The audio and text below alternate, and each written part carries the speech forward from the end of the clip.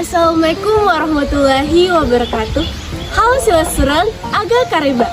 Nah, di video kali ini kami akan membahas tentang proses pembelahan meiosis. Nah, apa sih itu pembelahan meiosis? Pembelahan meiosis adalah pembelahan sel yang terjadi pada sel kelamin dan sel gamet. Fungsinya untuk mereduksi kromosom yang tadinya diploid menjadi haploid.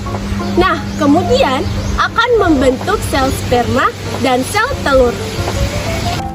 Proses pembelahan meiosis terjadi dua kali, yaitu meiosis pertama dan meiosis kedua. Sebelum mengalami meiosis pertama, akan mengalami fase interfase atau biasa disebut dengan fase istirahat. Dalam fase interfase atau disebut fase istirahat, di mana di fase ini terdapat 3 tahapan. Yang pertama ada fase GAP 1. Di sini sel tersebut mengalami pembesaran, kemudian organel sel yang dinamakan sentromer akan membelah menjadi sentriol. Dan fase yang kedua ada fase sintesis. Di fase ini, sel tersebut mengalami identifikasi DNA atau penggandaan DNA, kemudian akan mengalami sintesis protein. Yang terakhir ada fase GAP 2, di mana fase ini sel tersebut mengalami persiapan pembelahan. Dalam meiosis pertama mengalami 4 tahapan.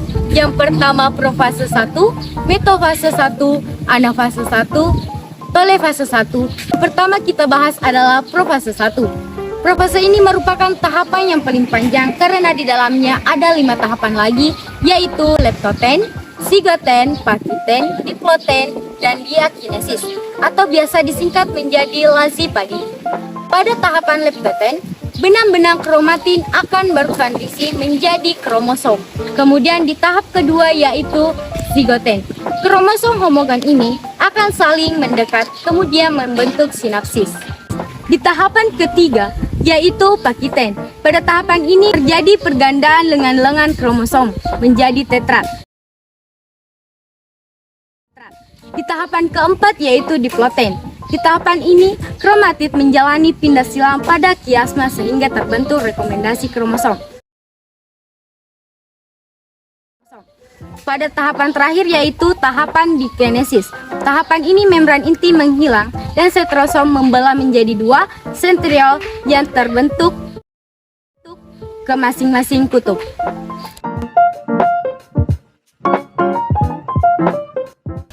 Yang kedua, metafase 1. Pasangan kromosom homolog berderet di kawasan ekuator. Sentromer menuju kutub dan mengeluarkan benang-benang spindel. Yang ketiga, anafase. Kromosom homolog berpisah dan bergerak ke kutub yang berlawanan.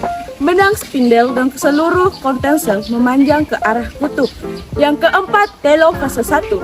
Kromosom homolog memisahkan dan bergerak ke kutub yang berlawan.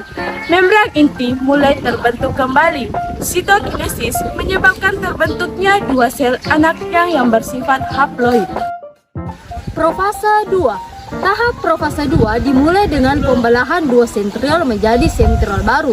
Setiap pasang sentriol akan bergerak ke kutub yang berlawanan. Kemudian nukleus akan lenyap. Kromatin yang ada di tahap ini masih memadat menjadi kromosom. Metafase 2. Kemudian di tahap metafase 2, kromosom bergerak menuju ke bidang ekuator. Sentromer terikat oleh benang spindel yang berasal dari sentriol. Anafase 2. Pada tahap anafase 2, benang spindel mulai menarik salinan kromosom. Kromosom berpisah dan bergerak ke arah kutub yang berlawanan. Kromosom tetap berupa haploid. Telofase 2. Selanjutnya di tahap telofase 2, masing-masing kutub memiliki sebuah kromosom yang haploid. Benang spindel pada akhirnya akan menghilang. Pada tahap ini akan membentuk 4 inti. Setiap inti memiliki setengah pasang kromosom atau haploid atau 1 salinan DNA. Terakhir, terjadi tahapan sitokinesis yang menghasilkan 4 sel baru. Nah, itulah materi yang sempat kami sampaikan. Lebih dan kurangnya mohon dimaafkan. Wassalamualaikum warahmatullahi wabarakatuh.